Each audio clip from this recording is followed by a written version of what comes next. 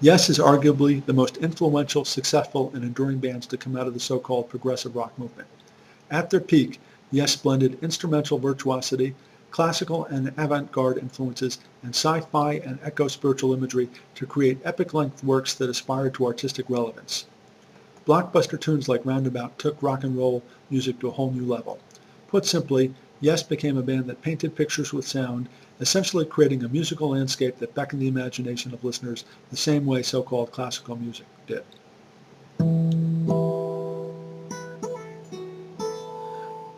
Roundabout, with its killer hook, cryptic lyrics, and its complex structure, raised the bar for what rock music could be.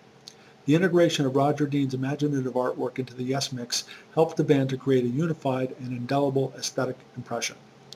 There was something very cosmic and mystical about Roundabout. Chris Squire's hypnotic bass riff seemed to double back upon itself. The song Roundabout seemed to travel full circle. And Roger Dean's Yes logo, the letters seemed to flow into one another, and the word Yes seemed to have no beginning or end. Just like the mythical Ouroboros, the legendary serpent that has been depicted for centuries as a snake devouring its own tail. Indeed, years later, on the Fly From Here album, Roger Dean would explicitly draw his Yes logo as a Ouroboros-like serpent. What is the philosophical significance of the Ouroboros motif? Well, to begin with, the Ouroboros motif represents a central truth about the cosmos, namely that life feeds upon itself.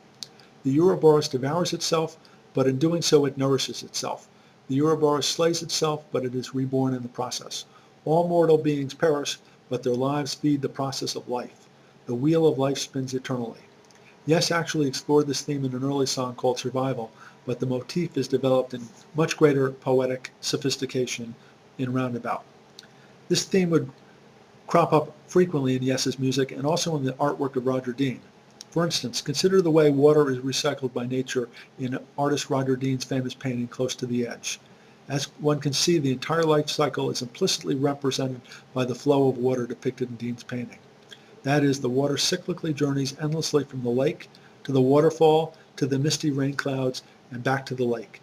In other words, the way water is recycled in nature and the way it is depicted in Dean's painting is a variation on the Ouroboros motif. Over the decades, Yes has produced a series of ambitious and brilliant albums.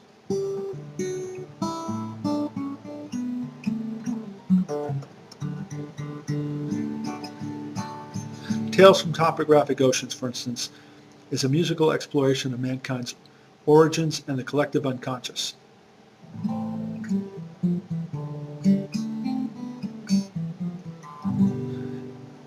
And The Gates of Delirium from the Relayer album explores the narcotic-like effects and madness of war. Today, as we enter the second decade of the 21st century, Yes continues to create epic-length works with philosophical import. The Fly From Here suite, for instance, is a journey into the territory of memory itself.